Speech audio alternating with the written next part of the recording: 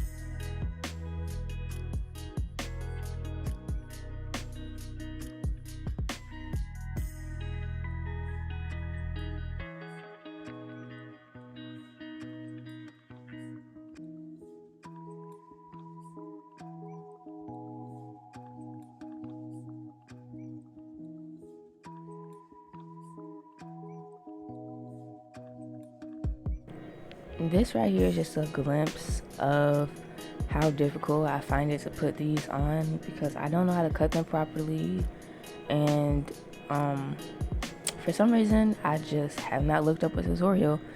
I think it's because I used to do nail forms all the time and I never used to cut them right. And then when I found out you had to cut them to get the right sizes, or to get it to fit to your nail bed properly, I tried to learn how to do it, but it was just so complicated that I stopped caring. And so now at this point in my life, I just don't care permanently.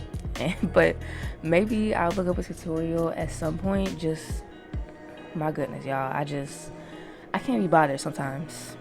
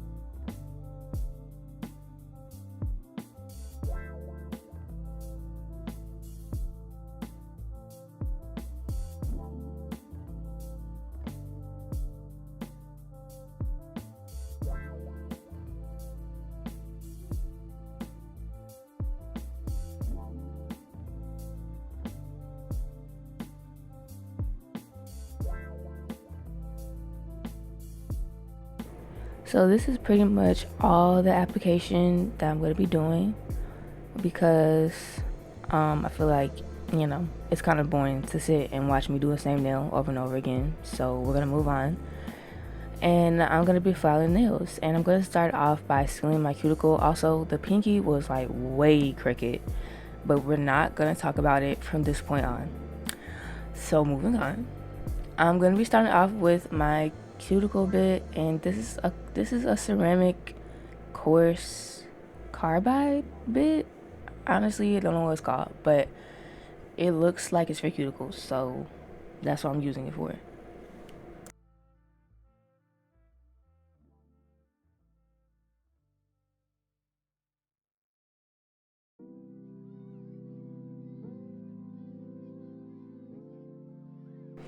Like always for hand filing, I'm starting off on the side walls and then going over the whole body of the nail until it's completely smooth. And the only way for me to tell this is if the nail doesn't have any more dark spots, if it's white all over the nail, and when I feel it, I don't feel any dips. So yeah. And I also straighten out the free edge as well a little bit at a little bit of an angle, but that's just because I like that sort of moon shape. But I did not really want to do that on these nails for real. But after filing, I'm wiping the nails with acetone, and acetone dissolves acrylic, obviously, so it kind of just melts the scratches after you're done with filing, so you don't really have to buff the nails. But I don't think this is good for your gel polish adhesion, honestly. So maybe just wipe with alcohol after buffing if you're gonna do gel polish. But I really love doing this step, especially since I'm doing a gradient today, and I could not get it smooth for the life of me. But I also didn't have my gradient brush. I don't know where it's at. I like to randomly lose my most important items that I use frequently. But I didn't have it today, so today I used a fan brush because that's what I saw on Nails by Kai or Sai, CYY. I'm sure y'all know her at this point. She has been growing like crazy. She does a lot of charity stuff. It's like pretty outstanding what she does. So check her out if you haven't already. But I saw her using a fan brush to do Airbrush. I'm pretty sure that's what she was doing with it. Her fan brush must be different from mine because this did not work out as well for me. It just is not smooth as I want it to be. Like overall, this entire set just didn't come out as smooth as I wanted it to be. The finished look, I think it's okay. I just, like I said, I wish the gradient was smoother, but a way I could have had it smoother is by adding blooming gel first, or a base coat maybe, and then trying to do the ombre slash gradient on top of that instead of doing it straight on my nail. That would have made it so that it came out a lot smoother, but also I thought I could get it done with this, so I just tried to do it this way, and I did it for all the nails because I kept thinking like I can get it smoother than this, but it ended up being a mediocre airbrushing look because I've done so much better. I've done airbrush before in the past several times, and I don't have an airbrush. I don't think it's necessary to buy an airbrush. I don't think it's really worth the money because you can just create that look without an airbrush. It might take a little more time, but think about it. When it comes to airbrushes, you are filling up the tank, you're cleaning out the tank, you're risking clogs constantly, you're risking it clogging up while you're spraying it on the nails, so then it could just spray all over the place and then you have to wipe it all off. This is just a better idea in my opinion. I'm gonna leave airbrushing to airbrush artists and canvases.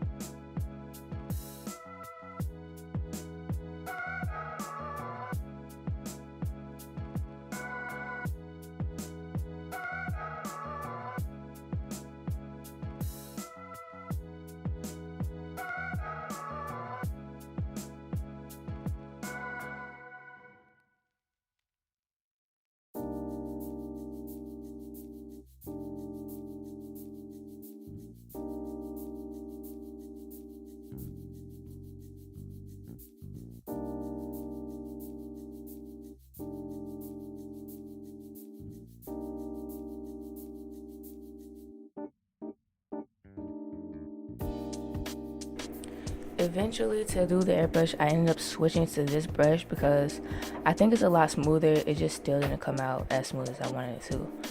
But I also had to go in between the airbrushing spots that I was doing with some acetone to reveal more of the color of the nail, because I was losing it because I kept adding more gel polish to try to smooth out this ombre.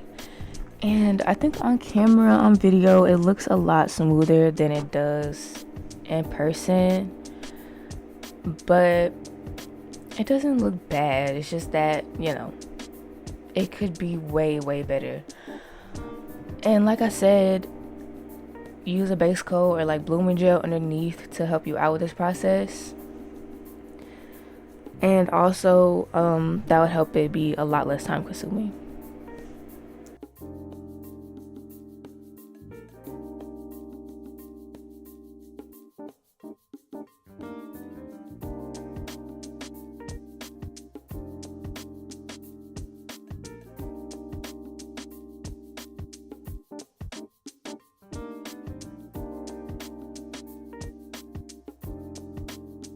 So I'm pretty sure the aesthetic of these nails is Y2K. So I try to keep with it. I try to do duck nails, and obviously the airbrush hearts are a Y2K design. And then I'm going to be adding like a little bit of bling to top it all off. But yeah, I'm adding the hearts now, and honestly, I'm just going to use this one color. I thought I would go to that light pink color as well, but I felt that this color was, good by itself. And so on all the airbrush spots, at the top and the bottom, I'm going to be adding hearts, and then in the middle, I'm going to be adding some 4-pointed stars.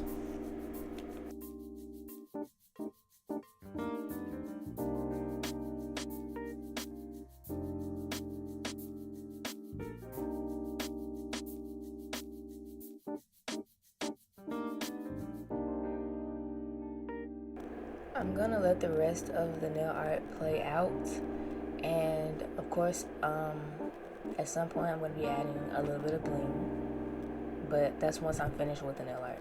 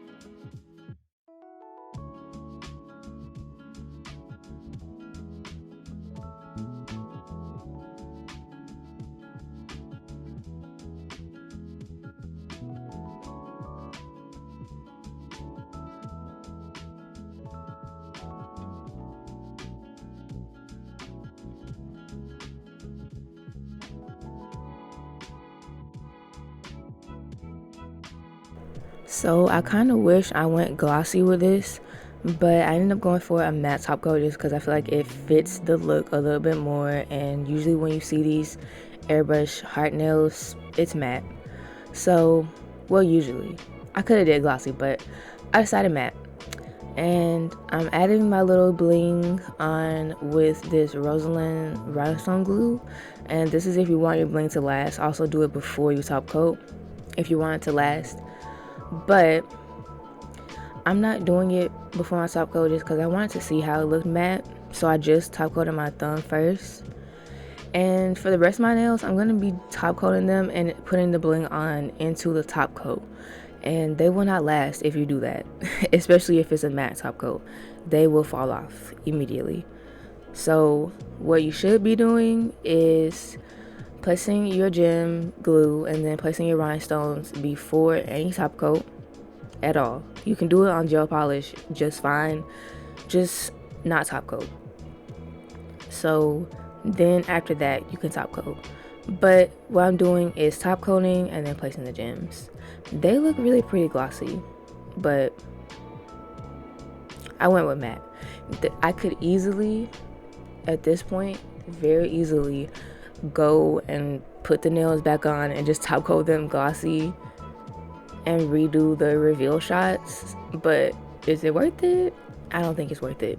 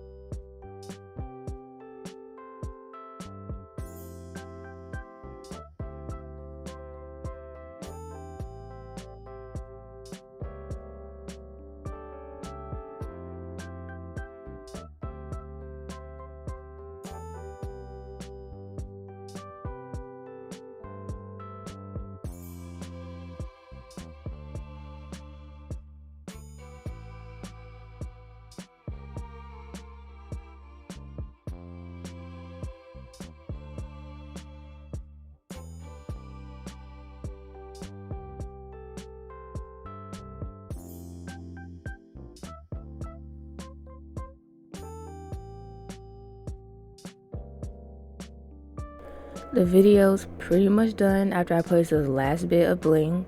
So stick around to see the reveal shots of how they look and with the flash and everything. They came out looking really cute in my opinion. I think they're super cute. But like I said, I do wish that they were a lot smoother when it came to the airbrush part. I just couldn't get it as smooth as I wanted it to, unfortunately. Of course, when I do this design again one day, I will definitely do it better. But today it looks like this, and it looks all right. I definitely don't hate it. I think it's still super cute, and y'all can let me know what y'all think of them below. They give off like a dreamy Y2K girly vibe, and the fact that they're super long is giving like rich and expensive. So I hope y'all love these nails. I think they're pretty cute. Let me know what y'all think below in the comments, and leave a like if you enjoyed this little video. Well, not little, my longest video in a while. But leave a like if you enjoyed it regardless. And if you are still here at this point, specifically leave a light pink heart in the comments below. Not hot pink, not red, light pink heart. So yeah, that's only for the baddies who stay to the end of this long ass video. But either way, thank y'all so much for watching. Even if y'all haven't watched up to this point, I appreciate y'all for even clicking on this video, and I appreciate y'all for subscribing. We are past 700 subscribers, making our way to 800, and I'm excited because once we hit 1,000, I'm gonna have to do some type of fundraiser thing and June or July. So hopefully we hit 1,000 before summertime. But yeah, thank y'all so much for watching once again, and I hope to see y'all next time.